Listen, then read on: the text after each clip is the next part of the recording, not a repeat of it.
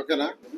ఈరోజు తెలుగుదేశం పార్టీ జిల్లా ఆఫీసులో పార్లమెంటు నియోజకవర్గ స్థాయి సమావేశం ఏర్పాటు చేయడం జరిగింది. దీంట్లో ఎమ్మెల్యేలు కావచ్చు, మంత్రివర్యులు రామనారాయణ గారు, పార్టీ ప్రెసిడెంట్, సెక్రటరీ, ఎమ్మెల్యేలు మరియు పార్లమెంటు పార్టీ సభ్యులు ఎవరైతే ఉన్నారో వాళ్ళందరూ కూడా అనేక విషయాలు చర్చించడం జరిగింది.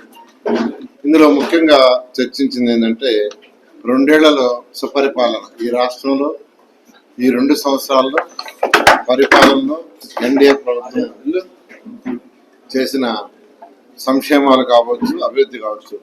రాష్ట్రం ఆర్థికంగా చితికిపోయిన గత ప్రభుత్వం ఒక 10 లక్షల కోట్లు అప్పు చేసి వెళ్ళిపోయిన గౌరవ ముఖ్యమంత్రి గారు ఏ విధంగా వారికి ఉన్న అపార అనుభవంతో ఈరోజు రాష్ట్రాన్ని ముందుకు తీసుకుపోతూ సూపర్ 6 ఎలా ఇంప్లిమెంట్ చేసింది దాని గురించి చర్చించడం జరిగింది. ఆ యొక్క సంక్షేమ పథకాలు నెల్లూరు పార్లమెంట్ కాన్స్టిట్యున్సీలో ఏ కాన్స్టిట్యున్సీలో ఎలా జరిగినాయి, ఏ విధంగా జరిగినాయి, ప్రజలు ఏమనుకుంటున్నారు, ప్రజాభిప్రాయం ఎలా ఉంది, దీని మీద డిస్కస్ చేయడం జరిగింది.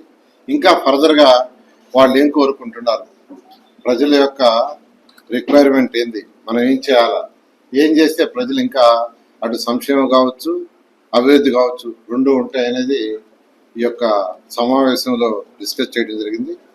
అదేవిధంగా రెండవది సర్ కార్యక్రమాలు ఎలా జరుగుతున్నాయి, ఎలా చేస్తున్నారు. ఎందుకంటే అటు బిఎల్ఓలు, పిఎల్ఏలు ఇద్దరు కలిసి ఈ యొక్క జూన్ 15వ తేదీ నుంచి జూలై 14వ తేదీ దాకా చేయాల్సిన కార్యక్రమం ఇంకొక 13 రోజులు మాత్రమే ఉంది. ఈ 13 రోజుల్లో బిఎల్ఏలు వారి యొక్క కార్యక్రమాన్ని ఏదైతే అసైన్మెంట్ ఇచ్చారో దాన్ని బిఎల్ఓతో సరిగా కోఆర్డినేట్ చేసి చేసుకుంటున్నారు లేదా, ఎక్కడైనా సమస్యలు ఉన్నాయనేది కూడా డిస్కస్ చేయడం జరిగింది.